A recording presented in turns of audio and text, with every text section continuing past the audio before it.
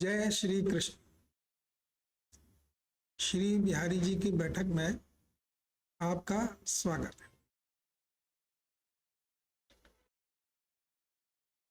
गुरुदेव से पूछा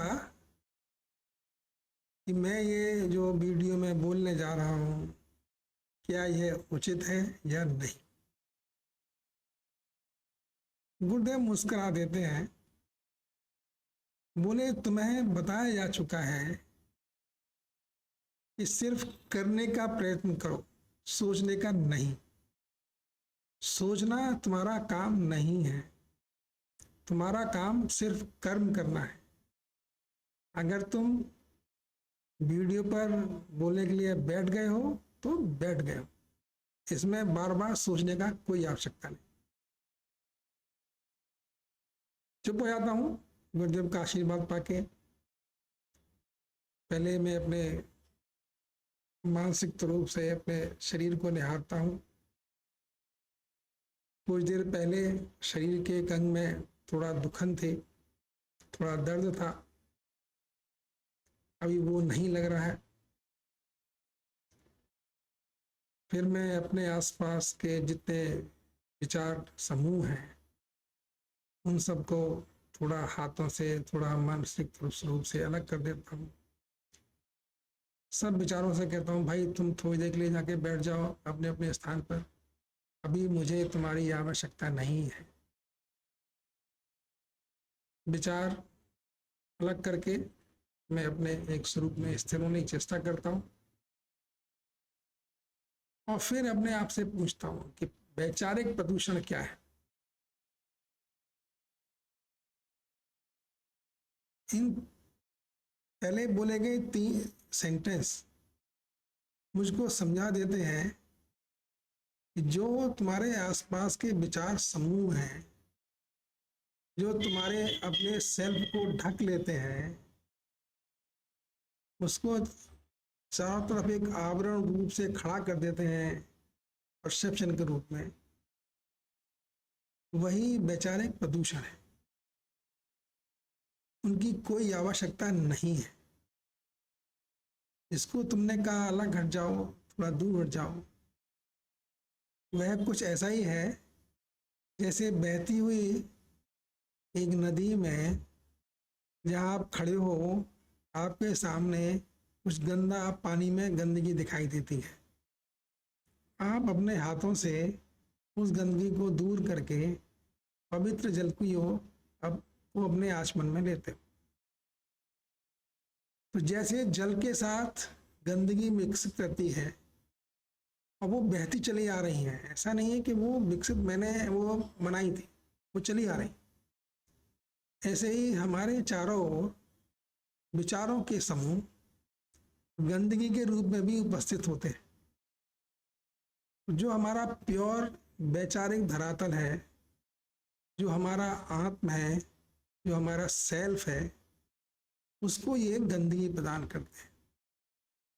और जो ऊर्जा, ब्रह्म की सकारात्मक ऊर्जा मेरे चारों ओर छितराई हुई है, उनमें ये वैचारिक समूह है जो आ रहे हैं मेरे आसपास, वो इसको प्रदूषित कर देते हैं। अपने आप को इन विचारों के समूह से अनवांटेड थॉट्स, जो थॉट्स जरूरी नहीं है, या कोई भी तरह के थॉट्स आप कह लीजिए, परसेप्शन आप कह लीजिए, जो मेरे माइंड को परसेप्शन में, मेरे माइंड में परसेप्शन क्रिएट करना है, ऐसे थॉट्स को अपने से अलग करना, ये इनको हटा देना। जाओ भाई, ये विचार समूह मुझे तुम्हारी फिलहाल आवश्यकता नहीं, मुझे थोड़ा शांत रहने। मुंह से ही बोलता हूँ और अपने हाथों से ऐसे ही मोशन, ऐसे ही क्रिया करता हूँ जैसे बहते हुए जल में गंदगी को दूर करने के लिए करता। कुछ देर बाद मैं फिर सोचता हूँ कि प्रदूषण या वैचारिक प्रदूषण को पृथक कर देने के बाद अब मेरा स्वरूप क्या है, मैं क्या हूँ। मुझे उत्तर मिलता है कि मैं हूँ सच्चिदानंद स्वरूप। जो हमने कुछ दिन पहले बोला था। एक ऐसा स्वरूप जिनमें कोई भी परसेप्शन नहीं है, कोई भी थॉट, निरर्थक थॉट नहीं है, एकदम स्वतः शांत माहौल है, मन में परम शांति है, और जो वस्तु स्थिति है मैं उसको देख पा रहा हूँ। हकीकत में क्या है मैं उसको देख पा रहा हूँ। मैं कुछ देर पहले जिस शरीर के दुखन की बात कर रहा था, अभी वो नहीं है, वो चली गई। मान्यताएं हैं, परसेप्शन है, इसलिए मैं किसी भी मान्यता को ना अपने अंदर रखना चाहता हूँ और ना आपसे कहना चाहता हूँ। कोई मान्यता नहीं है, सब मान्यताओं को मैंने अलग कर दिया। मैं शांत बैठ गया। अब मैं देखना चाहता हूँ कि अब क्या है। मेरा जो आनंद है, जिसको मैं सच्चिदानंद स्वरूप बोल रहा हूँ, क्या मुझको प्राप्त हो रहा है? क्या मैं आनंदित हूँ? और ये सब सोचने के बाद, सोचते हुए मैं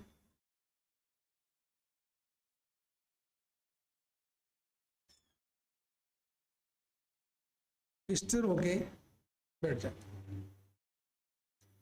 अब फिर मैं कृष्ण जी की बात करता हूँ। कृष्ण जी के कई अच्छे अच्छे मंदिरों में मुझे जाने का सौभाग्य मिला। मैं गया और किसी ने कहा कि कृष्ण आदमी नहीं है, कृष्ण है, सदा सच है। कृष्ण के बारे में ज्यादा इधर उधर सोचने की जरूरत नहीं है। मैं भी ये अनुभूति करता हूँ। अपने जितने वार्तालाप हुए कृष्ण जी के साथ, उनका मैं स्मरण करता हूँ और फिर मैं एक बात को याद करता हूँ। एक बार वो कहते हैं कि गंगा गौमुख से निकली है, और वो गंगा जो शुरू में एक पतली धारा के समान थी, वो गंगा आगे बढ़ते बढ़ते बढ़ते जब वो समुद्र तक पहुंचती है, समुद्र तक पहुंचती है, तब वो कितना विशाल और विशाल स्वरूप धारण कर लेती। उन गंगा मैया को मैं मानसिक रूप से दर्शन करता हूँ। मुझे ध्यान आता है, गंगा किनारे खड़े होकर एक बार मैं देख रहा था कि पानी का ये रूप, पानी का ये एक पोर्शन, एक जो अणु कह लीजिए, कोई छोटा छोटा पार्ट जो अभी मेरे सामने से गुजर रहा है, इतनी लंबी यात्रा करेगा, इसका भविष्य क्या होगा? ये समुद्र तक जाके उसे विलुप्त हो जाएगा या किसी जमीन में सिंचाई के काम आ जाएगा। लेकिन ये पानी का ये छोटा सा एक मुट्ठी पानी कह लीजिए आप, रुकेगा नहीं। रुकना इसका काम नहीं है, ये चलेगा। तब तक चलेगा जब तक ये अपनी अंतिम परिणति पर नहीं पहुंच जाता। इसकी अंतिम परिणति तो समुद्र है, सागर है, और बीच में ये कृषि क्षेत्र में भी इस्तेमाल हो सकता है, किसी के पीने के काम भी आ सकता है। लेकिन इस पानी की, इस एक मुट्ठी भर पानी की जो गति है, जो ये गतिशीलता है, वही गतिशीलता हम सभी के अंदर है। हम सब भी इस समय के साथ बहे चले जा रहे हैं, इसी तरह से जैसे पानी बहता है। पानी का बहना उसकी मजबूरी है, वो एक किनारे आके बैठना उसके लिए संभव नहीं। लेकिन क्या हम बैठ सकते हैं किनारे पे आके? क्या हम अपने बहाव को रोक सकते हैं? जो समय चक्र के इस बहाव में हम बहे जा रहे हैं, क्या हमारे लिए ये संभव है कि हम अपने आप को समय की धारा से रोक लें, अलग कर लें। अपने अंदर से समय के प्रभाव को क्या हम मिटा सकते हैं? क्या ये संभव है? अगर आप बिल्कुल डीप मेडिटेशन में चले जाइए, अपने आत्म तत्व में विलुप्त हो जाइए, रुक जाइए, तब समय की धारा अप्रभावित हो जाती है, कोई मतलब नहीं होता उसका। क्योंकि हमारा जो आत्म तत्व है, लोग कहते हैं कि ऐसा ये है, ये परमानेंट है, ये स्थायी है, इसमें कोई बदलाव नहीं होने वाला है। तो हम क्या करें? हम अपने आत्म तत्व में स्थिर होने की प्रयास करें, थम जाएं, रुक जाएं, विचार प्रवाह को विराम दें, और जो काम हमारे सामने है, जो मुझे अभी करना है, उस काम करने के बाद फिर हम शांत हो जाएं। विचारों के आवागमन में जो विचारों के सेकेंडरी हार्मोनिक्स जैसे करंट में प्रभाव में होते हैं, ऐसे हम उनमें ना बहें। काम किया, खत्म, आगे बढ़ गए, भूल गया उसको।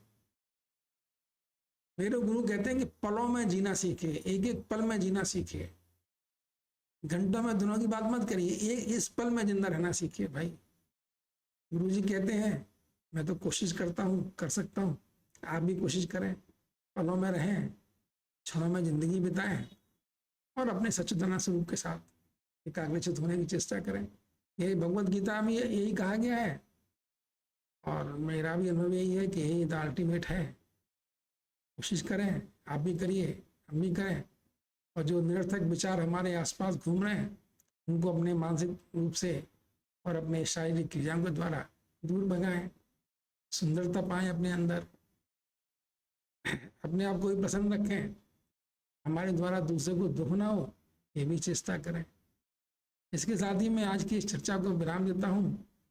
आपका बहुत बहुत धन्यवाद, शुभकामनाओं सहित। जय श्री कृष्ण।